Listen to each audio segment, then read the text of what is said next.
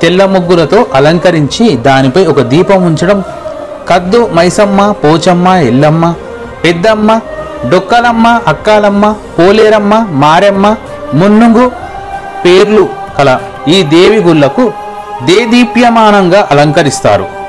అయితే ఈ బోనాల పండుగకు ప్రత్యేకంగా తెలంగాణ ప్రత్యేక రాష్ట్రం ఏర్పడిన తర్వాత బోనాల పండుగను రాష్ట్ర పండుగగా నిర్వహిస్తున్నారు. అయితే ఈ ఆచారాలు అనేది ఆషాఢ మాసంలో దేవి తన పుట్టింటికి వెళ్తుందని నమ్మకం. అందుకే భక్తులు ఈ పండుగ సమయంలో దేవిని దర్శించుకొని తమ సొంత కూతురు తమ ఇంటికి వచ్చిన భావనతో భక్తి శ్రద్ధలతో కాక ప్రేమానురాగాలతో బోనాలను ఆహార నైవేద్యంగా సమర్పిస్తారు. ఈ తంతును ఊరడి అంటారు. వేర్వేరు ప్రాంతాల్లో పెద్ద పండుగ, ఊర పండుగ వంటి పేర్లతో పిలిచేవారు. ఊరేడు తర్వాతి కాలంలో బోనాలుగా మారింది. అయితే పూర్వకాలంలో ఈ పండుగ రోజున దుష్ట శక్తులను పారదొరడానికి ఆలయ ప్రాంగణంలో ఒక దున్నపోతులను బలి ఇచ్చేవారంట. నేడు దున్నపోతులకు బదులు కోడి పుంజులను బలి ఇవ్వడం ఆనవాయితీగా మారింది. పండుగ రోజున స్త్రీలు పట్టుచీరలు, నగలు ధరిస్తారు.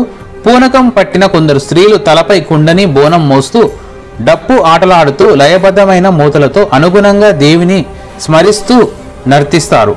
బోనాలను మోసుకెళ్తున్న మహిళలకు దేవి అమ్మవారు ఆవహిస్తారని విశ్వాసం.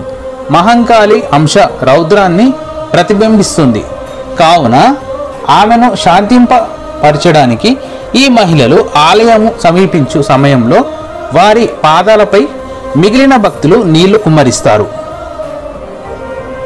తమ భక్తికి చిహ్నంగా ప్రతి భక్త బృందము ఒక తొట్టెలను, కాగితము, కర్రలతో కూర్చోబడిన చిన్న రంగుల పరికరాలను సమర్పించడం ఆచారంగా ఉంది.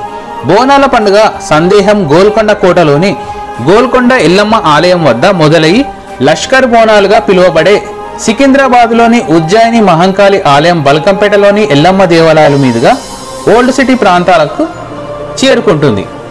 ఇలా అన్ని ప్రాంతాలలో బోనాల పండుగ అనేది మొదలవుతుంది. అయితే ఈ బోనాల పండుగ దేవి అమ్మవారి సోదరుడైన పోతరాజును ప్రతిబింబించే ఒక మనిషి చేత పండుగ సమూహాన్ని నడిపించడం ఇంకొక ఆనవాయితీ.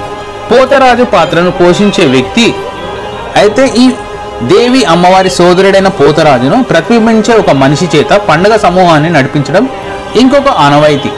పోతరాజు పాత్రను పోషించే వ్యక్తి తెలుసుకోండి.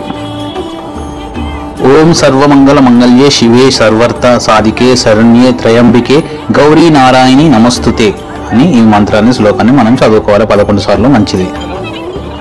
యాదేవి సర్వభూతేషు శక్తి రూపిణి సమస్తుత నమస్తుతే నమస్తుతే నమో నమః.